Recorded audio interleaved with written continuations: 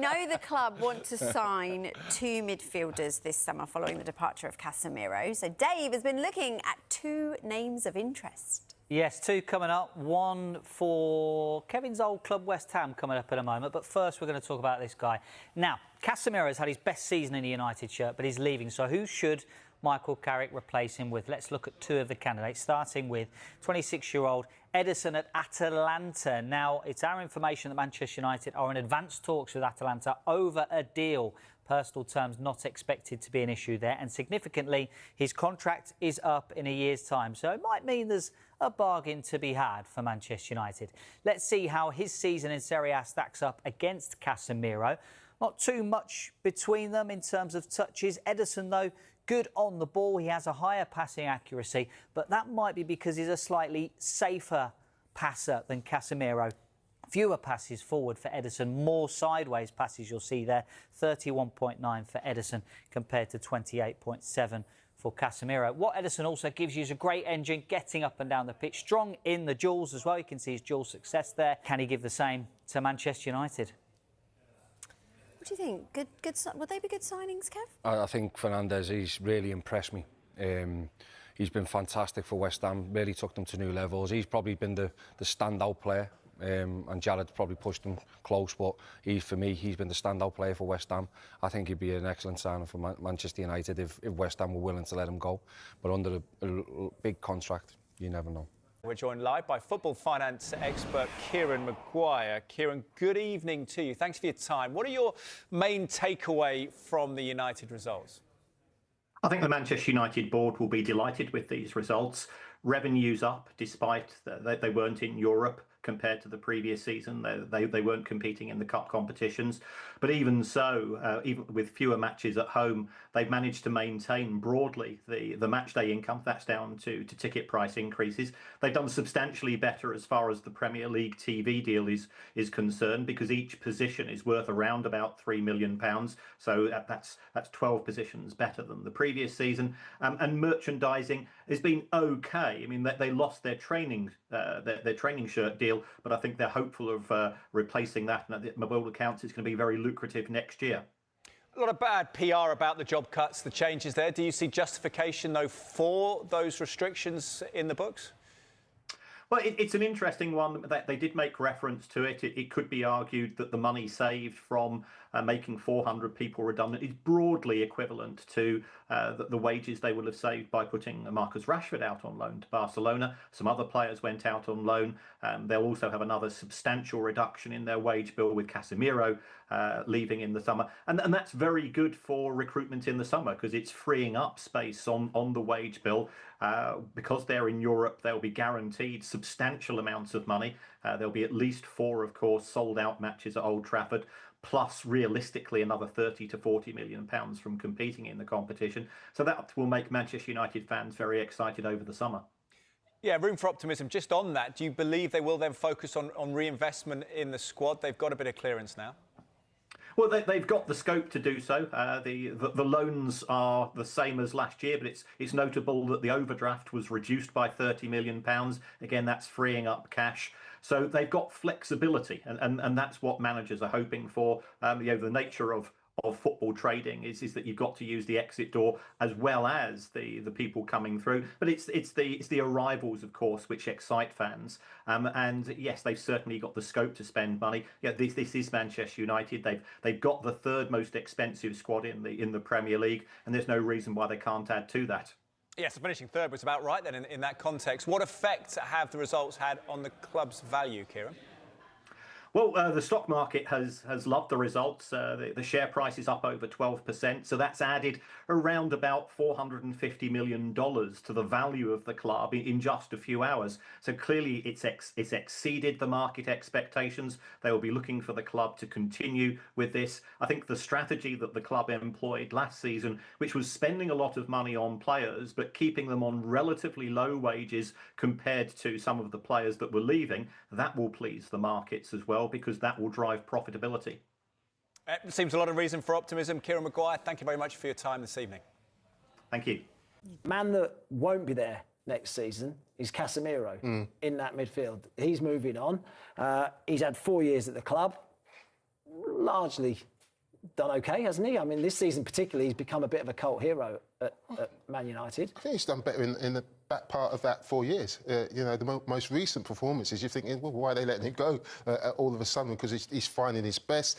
I mean, incredible in the air, Casemiro, for somebody who just seems to find a header on target from set pieces. But he's somebody who just complements Bruno Fernandes really well. And I think that there is a relationship they might miss. So they've got to make sure they get someone in to replace him. So who do they go for then?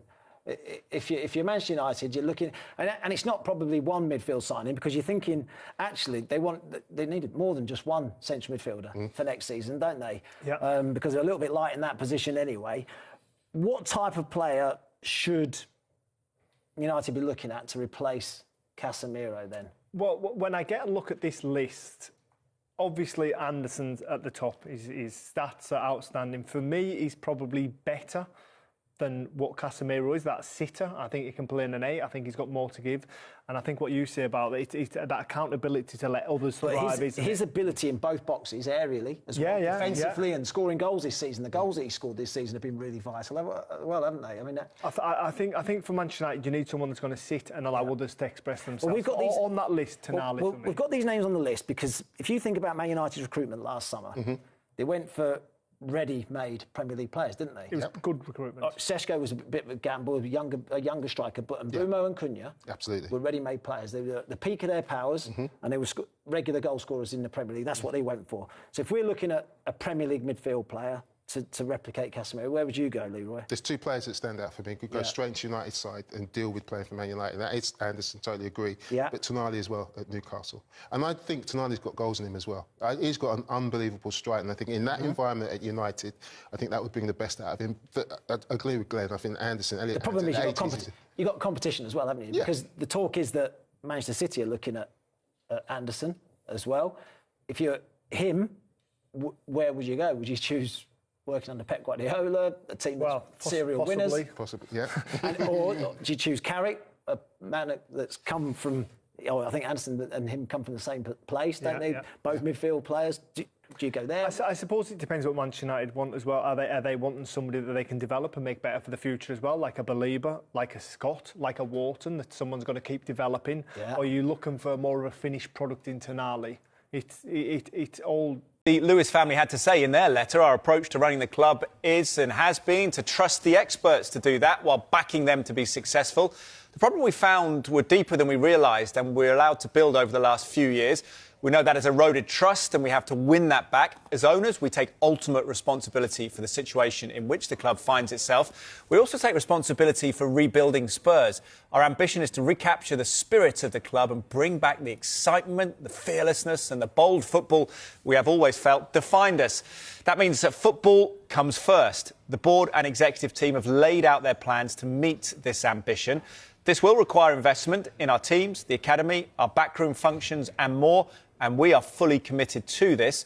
We are not selling the club. We are all in. We are investing in it. You will see more of this in the coming months.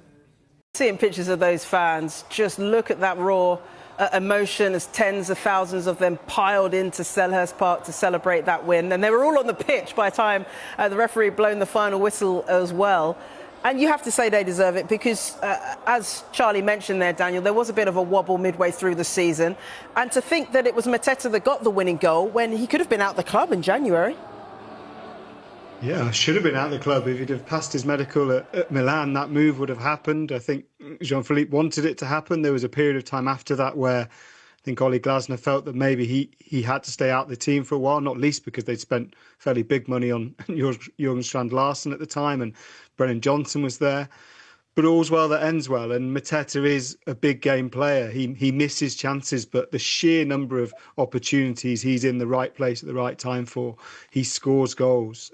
This transfer saga has completely exploded after reports confirmed that Manchester United are finalising a £34 million move from Atalanta BC as the club pushes forward with a major midfield rebuild, and according to multiple reactions inside football, this signing could officially mark the beginning of the end for Casemiro's era era at Old Trafford because Manchester United now appear fully committed to reshaping the midfield around younger, faster and more dynamic profiles capable of matching the intensity of modern elite football. Now what makes this move especially fascinating is the type of player United are targeting, because Atalanta midfielders are often known for tactical discipline, aggressive pressing, technical confidence and physical intensity, and many supporters believe this profile perfectly matches what Manchester United have lacked during difficult matches over recent seasons, where transitions, control and midfield balance repeatedly became major weaknesses. Now, according to growing reports, the deal is viewed internally as more than just another transfer, because the club sees this signing as a long-term structural piece capable of helping redefine the style, identity and energy of the midfield moving forward. And that is why reactions around Casemiro's future have become so intense, because despite his leadership experience and huge influence since arriving at United, there is increasing recognition that the squad now needs greater mobility, athleticism and sustained intensity in central areas, especially against younger, faster opposition. Now, tactically, this potential replacement makes complete sense, because modern football increasingly demands midfielders who can cover enormous spaces, press aggressively, recover possession quickly and transition attacks at high speed. And while Casemiro still offers leadership, intelligence and defensive awareness, there have been moments this season where the physical demands of the Premier League appeared to expose limitations, particularly during chaotic high-tempo matches. Now, many analysts believe Manchester United's recruitment team specifically targeted this Atalanta move because the club wants midfielders capable of fitting into a more proactive and aggressive tactical structure rather than relying purely on experience and control. And supporters are already imagining how a younger, energetic midfield could completely change the rhythm, intensity and confidence of the team moving forward. Now, another fascinating aspect of the transfer is the message it sends about Manchester United's long-term planning, because instead of continuing short-term fixes, the club finally appears focused on building a younger core that can grow together over several seasons, and that strategy could become extremely important if United truly want to close the gap on rivals competing consistently for major trophies. Now, naturally, opinions around Casemiro remain divided, because many supporters still view him as one of the few proven winners inside the squad. His mentality, leadership and experience have repeatedly helped Manchester United survive difficult moments, and some fans believe replacing that presence too quickly could become risky, especially considering the pressure surrounding the club. However, others argue evolution is necessary and that United cannot afford to delay the midfield transition.